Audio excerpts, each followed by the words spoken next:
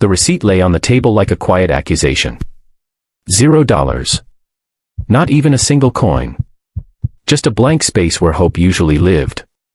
For Marisol Hayes, standing in the middle of a busy diner with the hum of clinking plates and the smell of coffee in the air, that empty line felt heavier than the entire shift she'd worked.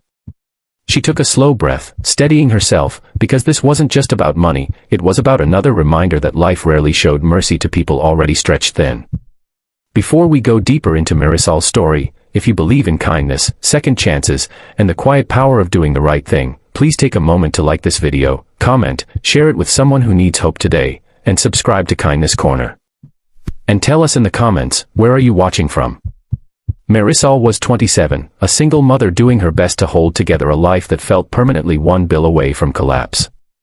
She worked double shifts at a classic roadside diner just outside Cedar Ridge, a town that lived somewhere between forgotten and overlooked.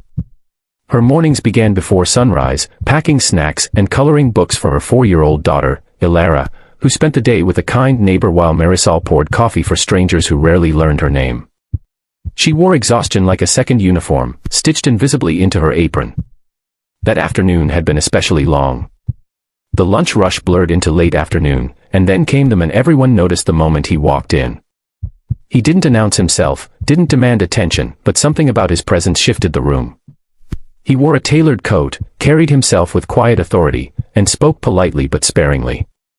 His name, printed on the credit card slip later, was Grant Hollowell, a name Marisol didn't recognize, though many in the world did. A billionaire, though she wouldn't learn that until much later. Marisol treated him like she treated everyone else.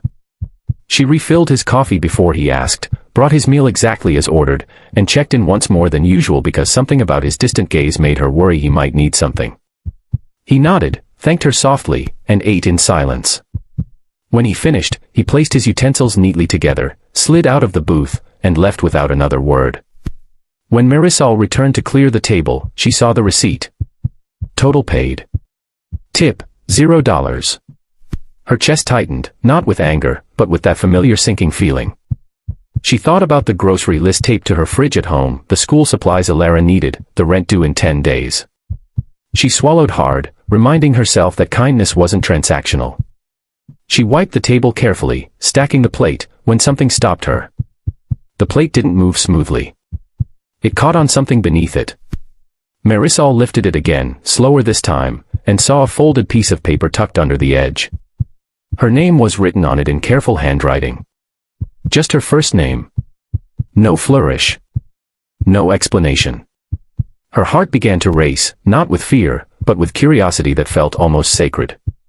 She waited until the rush quieted before opening it, hands trembling just enough to notice. Inside was a note, simple and unadorned. It spoke of observation, of noticing how she balanced a child's drawing tucked into her apron pocket, how she spoke gently to every customer, how she worked with dignity even when the day was unkind.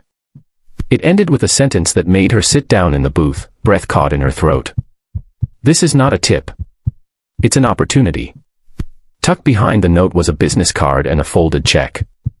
The number on it made her vision blur, not because it was extravagant, but because it was exactly what she needed. Enough to cover rent, childcare, and a little more. Enough to breathe again. But more than that, the card invited her to call. No obligation. No promises. Just a door cracked open. Marisol went home that night in a daze. She held Ilara a little longer than usual, listening to her chatter about the shapes she'd learned that day, feeling something unfamiliar bloom in her chest, possibility. The next morning, after dropping Ilara off, Marisol sat in her car for nearly 20 minutes before dialing the number. When someone answered, they didn't rush her. They listened. Weeks passed. Then months. Marisol didn't quit her job right away. She learned that Grant Hollowell ran a foundation focused on small-town businesses and overlooked talent. He believed dignity came from work, not handouts. The note had been his way of testing something, not her obedience, but her attention. Would she notice what others missed? She did. Through mentorship, training, and resources she never imagined having access to, Marisol discovered she had a knack for organization and leadership. The diner owner noticed too, offering her more responsibility. Eventually, with guidance and a modest grant from the foundation, Marisol helped modernize the diner's operations, turning it into a community hub that hired other parents juggling work and family. Years later, Marisol stood in the same diner, now brighter, busier, and filled with laughter. Ilara sat at the counter doing homework, safe and confident. Grant visited once a year, always sitting in the same booth, always leaving no tip, just a note. Each one reminded Marisol that the world doesn't always change loudly. Sometimes, it changes quietly, under a plate, waiting for someone who's paying attention.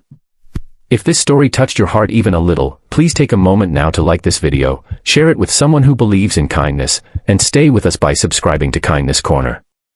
Your support helps stories like this reach people who need them.